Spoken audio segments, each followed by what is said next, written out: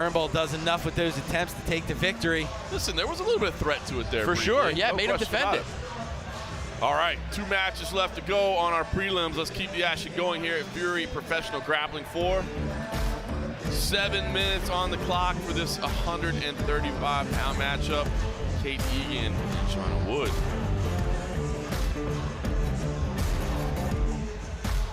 Main card coming up, UFC Fight Pass, but we're going to wrap up the prelims here. So this was one of the matches I was most excited for the prelims. Representing American Martial Arts Gym out of Leonardtown, Maryland, Jonah Wood. What was it that got you so excited about this one? I'll tell you, they're very similar. Very similar in that they both stay incredibly active. They're well-rounded. Amateur MMA experience for Wood, but it's the intensity and that they bring to the match, but they also are always looking for the finish. Very well-rounded, very well-versed on New Age Jiu-Jitsu. That is Jonah Wood. Let's get her opponent walking to the mat. Clearly relaxed, having fun. And her opponent out of the red corner, representing Pressey, out of Philadelphia, Pennsylvania, Kate Egan. Maybe not dancing to the mat, but still a smile on the face. Yeah, Gracie Humata, competitor out of Philly. She stays incredibly active on the competition circuit, takes anything that's thrown at her. She's a Nogi Pan bronze medalist, a New York Open champion, stays incredibly busy. These women are both right around like their walking weight too, so it's not like there was a cut or anything like that. I think we're gonna see a really fun match. Well, they got 7 minutes to do it. I was going to say, 7 minutes, yep. And, man, the thing with female matches, too, dude, they hate to tap. It's like MMA. They'll let it break.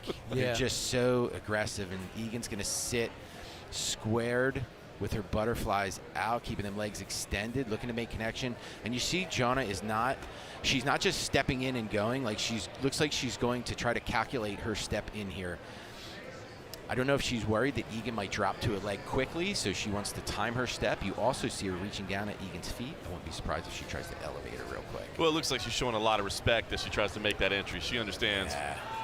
There is Egan immediately.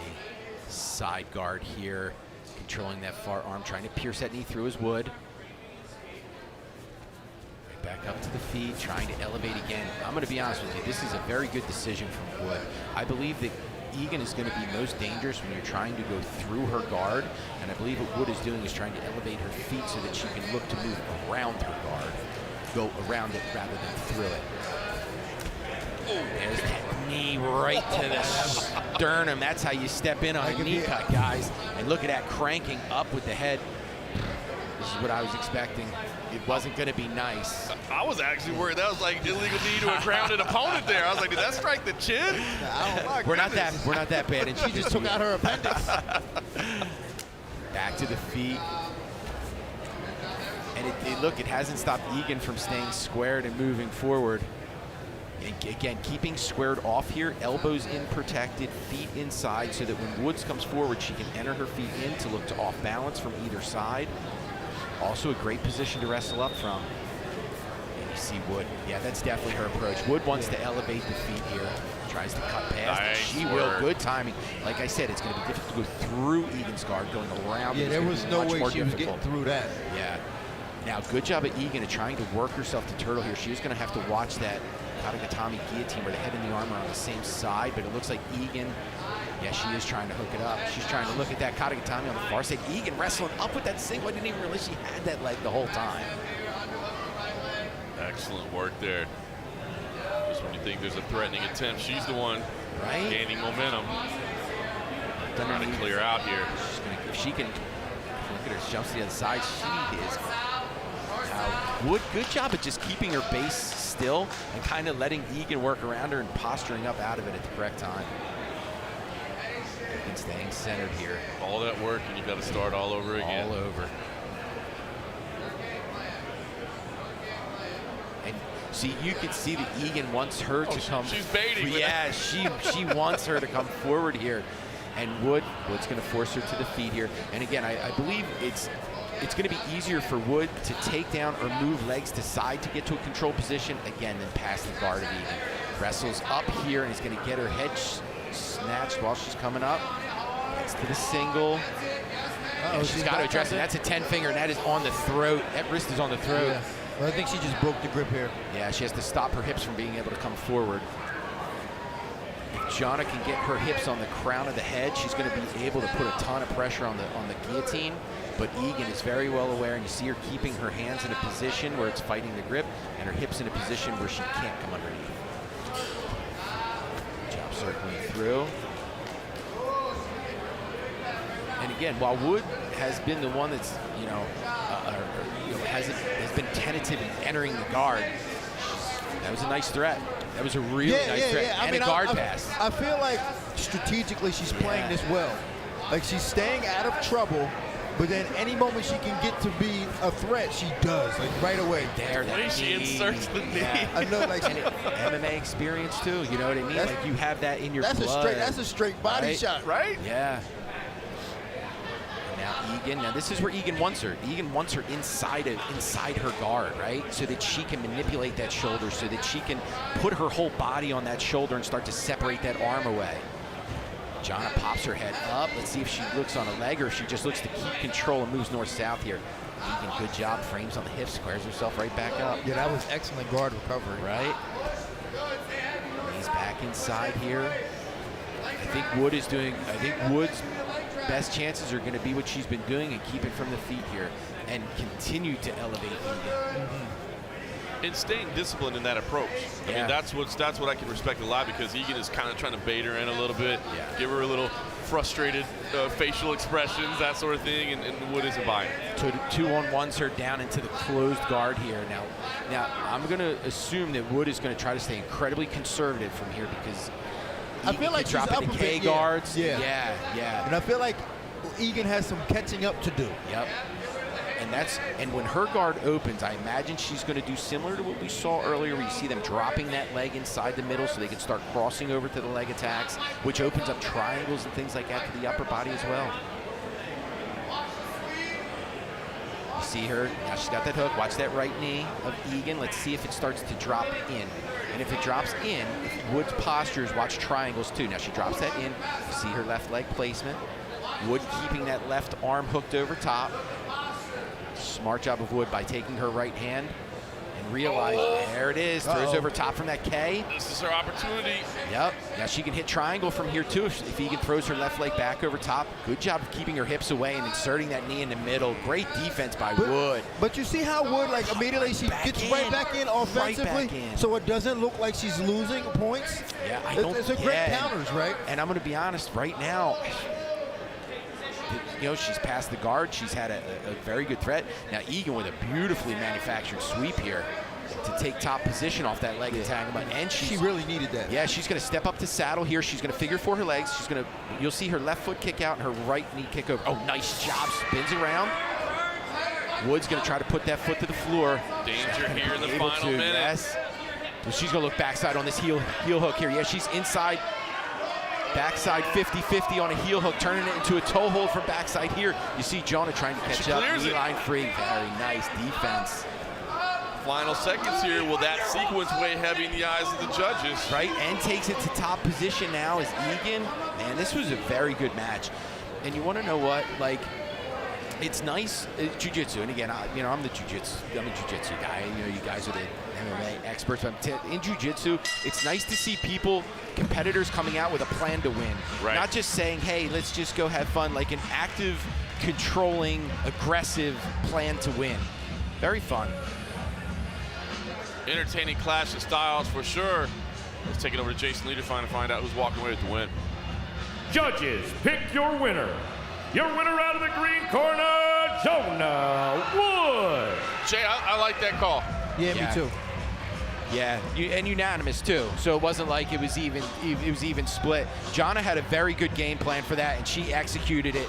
And again, to stay on track, to make sure that once you're out of that submission, bang, get right to the knee cut. Yeah. Oh, wow. The most aggressive knee cuts in the history of Brazilian Jiu-Jitsu. I've never seen nothing There's like that 10 finger. There's that 10 finger. You see her trying to get her hips underneath? Egan, good defense. Hand fights. There's that tool, and there's that knee again. Jonna just drops that knee and drops those hips. Yeah, here it was. Now here was her riding the guard high, and Jonna puts that right knee inside, puts it between her, and makes a line of defense. And I did wonder if some of these late sequences were going to sway things in her favor, but I still feel like the right call was made. Yeah, I thought so too. Now on this leg attack too, Jonna looked like she was attacking a Darce on that far side as well. Fun match between those two ladies. Great stuff. It's been entertaining from start to finish. We are now reaching our featured prelim of the night. Main card coming on UFC Fight Pass. Make sure you're logged in and ready, but let's get to this last one. It is an 8-minute matchup at 185 pounds. James Hardiman, Regis Farias. The following bout is brought to you by OnlyFans and is the main event of the preliminary card and is scheduled for one 8-minute round and a black belt no-gi bout. Introducing first out of the green corner, representing Freedom Jiu-Jitsu out of Pernambuco, Brazil, Regis Farias. Regis Farias out of Freedom Jiu-Jitsu spends time over at a black belt under Jonathan Webb, spends time with that Daniel Gracie fight team, a head instructor over at Freedom Jiu-Jitsu with Jeremy Merck. Good half guard player, good MMA fighter. 2-0 as a pro. See what he can do here in the featured prelim of the night. We'll get his opponent walking to the mat as well for our final prelim before we head over to UFC Fight Pass.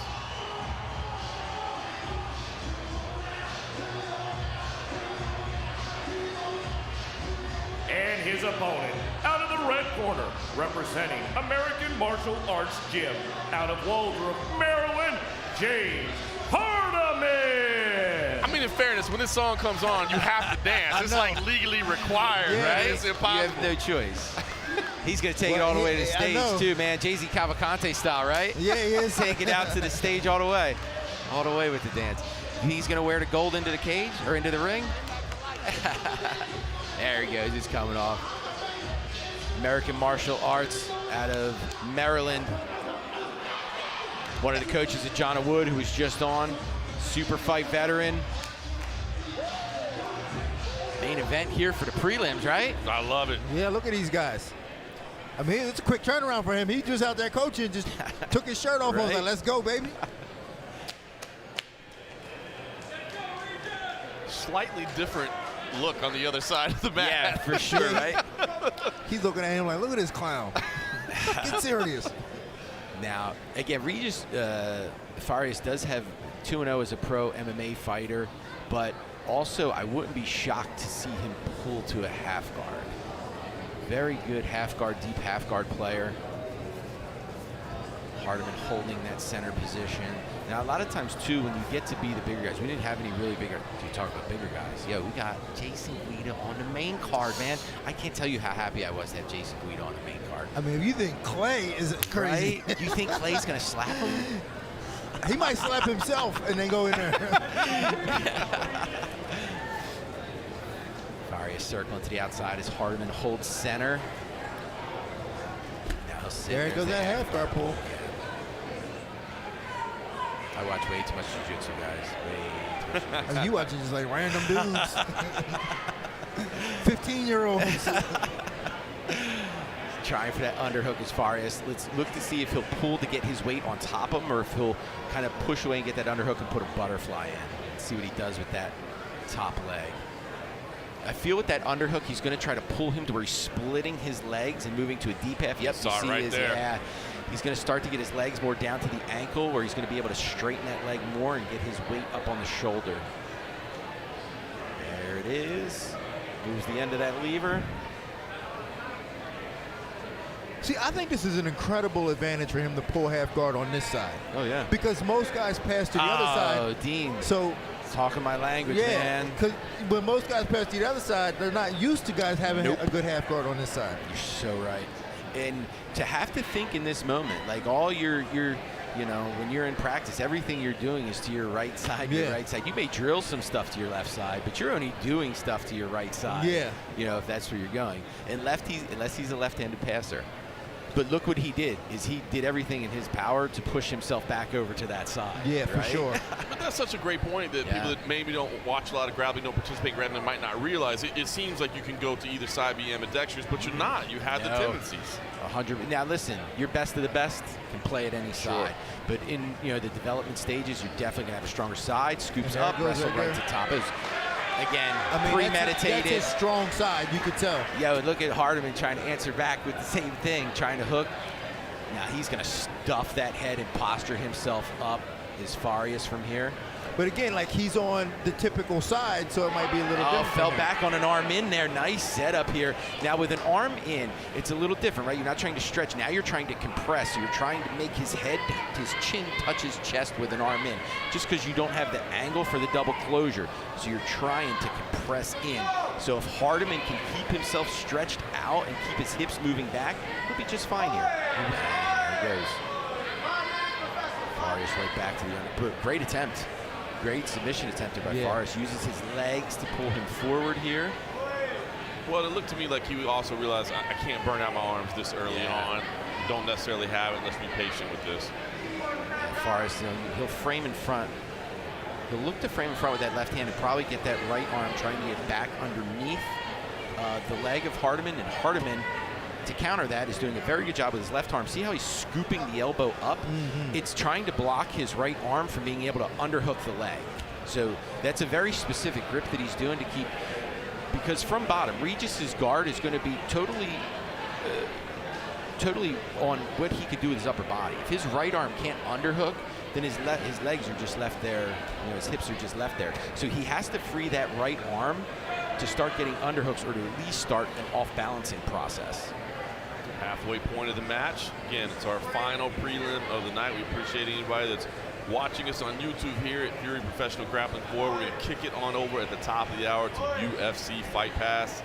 Got a fantastic lineup. Sean Brady, Ben Saunders in the main event. Clay Guida versus Brad Bolton, CFFC president. El Come on, I'm Presidente. crazy. How crazy is that? Coming out of retirement to go against Clay Guida. I love it, man. And then, of course, Jacob Rod versus Achilles Rocha for you hardcores out there. That's the one you got circled on the lineup. Yeah, not for nothing, but Brad Bolton has one of the slickest submissions I've ever commentated. It was some years ago, but he went guillotine to a triangle, and it was magnificent. We'll see a little bit of that tonight for Bolton. Huh? Listen, he seemed like he was like at a disadvantage. I feel like he has the advantage in this match. Right? I really do. Like just straight grappling. Yeah. Against Clay Guida, I feel like he might have an advantage. As long as he doesn't get intimidated. Yeah, man. And that's why you're going to get invited back, King Thomas. See? Here's the body lock. Now he's got an arm trapped with the body lock here. So this makes it very difficult to move from that bottom. But here's the problem, is that he's body locked down low on the body, but there's no like butterfly to walk around. It would be better from half guard for him to have like upper body control, because that allows Regis to get to here to be able to wrestle up. He's got head and arm control here. He's trying to work out for that Dars. Good 2-on-1 by Farias to get him back to bottom. Key moment right there. Yeah, and so, Farias had the guillotine attempt, had the bottom position where he did sweep to top. Hardiman was able to, well, he put himself back on bottom by taking that guillotine from top and falling backwards. Yeah, right. He put himself back here, but Hardiman has done a good job. Hasn't passed or anything, but has done a good job controlling from here. Nice pass in that by, head and arm again. I feel like Hardiman has been in control. Yeah, from the top position. Yeah, from the top position. Yeah, for sure. After that initial sequence where Farias got him up, was able to work him over for the sweep, got to top position. It looks like Hardiman cardio kicked in. Good head and arm position here. Minute and a half remaining. Can't see the figure 4 of Farias if it's locked on the, no, it's not locked on the back leg. He's got to start underhooking that leg, but Hardiman is keeping such, see him trying to reach for it, but Hardiman pulls that knee back. Yeah. Hardiman knows that if he gets that underhook, he's able to use his upper body. He doesn't want him to use his upper body. There's that underhook. Very aware of what's going on. Now he can use his upper body as well, and that's where Hardiman was trying to prevent him from getting to. You see him again moving that knee away, circling towards the legs. And again, very smart, circling towards the legs. He's going to flatten out the hips. He's trying. That's just a solid base on top. For sure. And he's addressing it immediately. Once he feels that hand, watch, the hand comes underneath. Now see how he figure fours his own legs and tries to keep the knee tight to the hip. He knows that Keeps underhook. a nice anchor. Yeah, he's disciplined to it. Now he'll bring the leg up, force it. Now watch, it goes back under. If Farias puts that under again, you'll watch him reposition his leg again. He's very disciplined with it, as he should be. He's trying to win a match. Into the final 30 seconds. Pops that leg free, right to knee on belly. Now he'll pass clean into side control. That might have sealed it for him, right? 100% sealed it for him. Yeah. Sits to the hip, squares back off.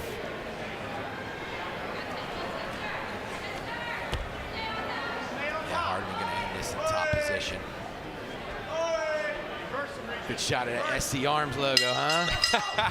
And respect, hey, advancing until the very end. Nice work. That's just a great performance. Take it to the judge's decision. You can see the frustration there with Regis. Again, at this level, when you make one mistake, put yourself in a hole you can't get out of. That's all it takes. All right, let's take it to our man Jason Liederbahn for the final time on our prelims. Judges, pick your winner. Your winner out of the red corner, James Hardiman. No surprise there, fellas. Yeah, split decision on that one. Gonna go to James Hardiman. Top control, got him, man. Nice work from Hardiman, and he danced on the way in. He's gonna dance on the way out. That's what you do. Let's take a look at some of the replays. So here was the guillotine. Here was the guillotine. Slipped over, so he put himself back into this position. But again, Hardiman does a good job of once he got top position, he didn't give it back up again. Learned his lesson once, stayed tight, good positioning of that forearm. Kept Farias flattened out the whole time. Prelims were fun. Main card promises to be even better. I mean, Sean Brady versus Ben Saunders at 185 pounds. Cannot wait to see that. Clay Guida versus, you read it, that's not a typo there. El Presidente. I mean, how great is that? And listen again, I can't stress enough for the hardcores, Jacob Rod versus Achilles Rocha, two next generation talents. Yeah, up in comers. It's so, that match is so big for the sport. Trinity Pun and Jasmine Rocha is so big for the sport. For Fury to be putting these on the stage on Fight Pass, amazing. Pretty cool to see. It's been fun at every event we had. It'll be fun here. Fury Professional Grappling 4 coming up at the top of the hour.